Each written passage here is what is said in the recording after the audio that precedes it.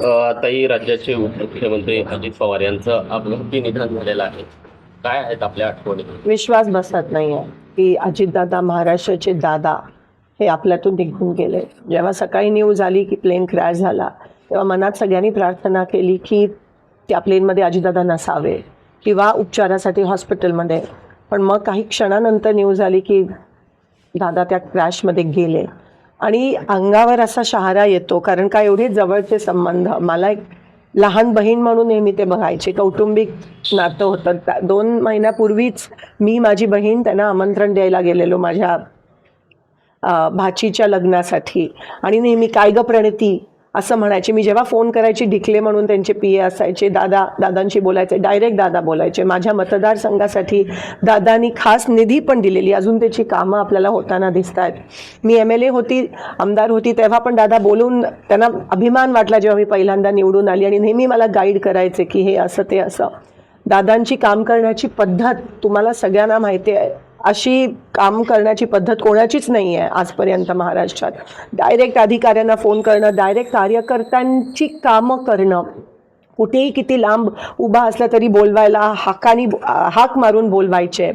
आणि प्रत्येक कार्यकर्त्याच्या मनात, हृदयात दादांनी एक जागा बनवली होती. आज कोणत्याही पक्षाचा असला तरी आज त्याच्या डोळ्यात अश्रू आलेत की दादा महाराष्ट्राचा अजितदादा नाही आहे.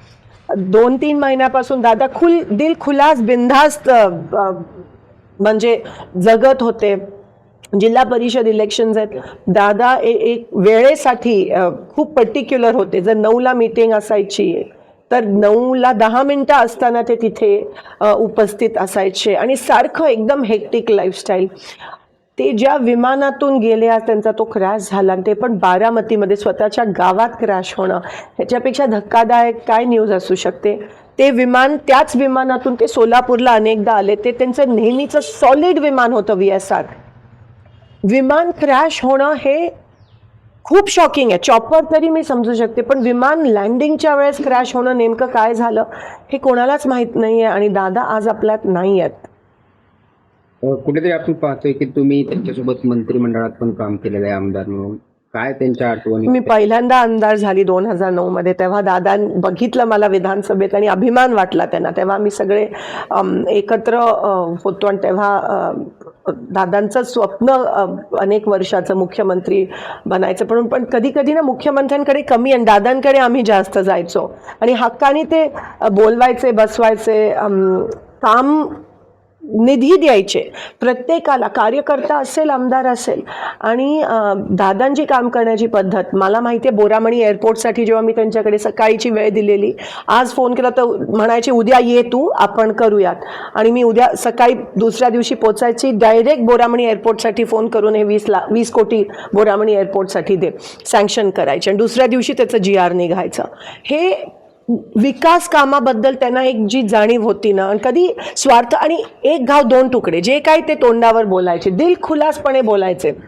एकाला जर एकाचं काम करायचं असेल, कोणत्याही पक्षात असते, तर ते दादा काम करायचे. आणि ह्याच्यामुळे त्यांच्यावर टीका पण अनेकदा पण झाली, पण दादांना त्याची पर्वा नसायची. आज पण ते ज्या पद्धतीत आपल्या लोकांसाठी, त्यांच्या लोकांसाठी वन फिरायचे प्रचारासाठी. कोणी बोलवलं तर लगेच जायचे, फोन उचलायचे. हे तुम्हाला दिसणार नाही अनेक लोकांमध्ये महाराष्ट्रात. आणि म्हणून आज एक खूप मोठी पोकळी निर्माण झाली आहे, कारण का दादा गेले. विश्वास होत नाही आहे. आता पण त्यांच्या मिसेस, आज पार्लमेंटचा पहिला दिवस आहे, आज प्रेसिडेन्शियल ॲड्रेस आहे, पण आम्ही काही जण जाऊ शकलो नाही जिल्हा परिषद इलेक्शनमुळे. तिथून त्या निघाल्यात. आणि पवार साहेब पण मला असं वाटतं तिथून दिल्लीवरून निघाले. सुप्रियाताई आहेत आणि पुण्यात लँड होऊन मग बारामतीला बाय रोड येणार, कारण का बारामती एअरस्पेस बंद आहे.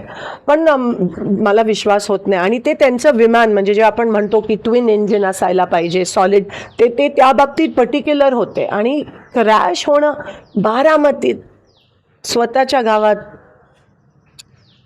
खूप मोठा लॉस महाराष्ट्राचा.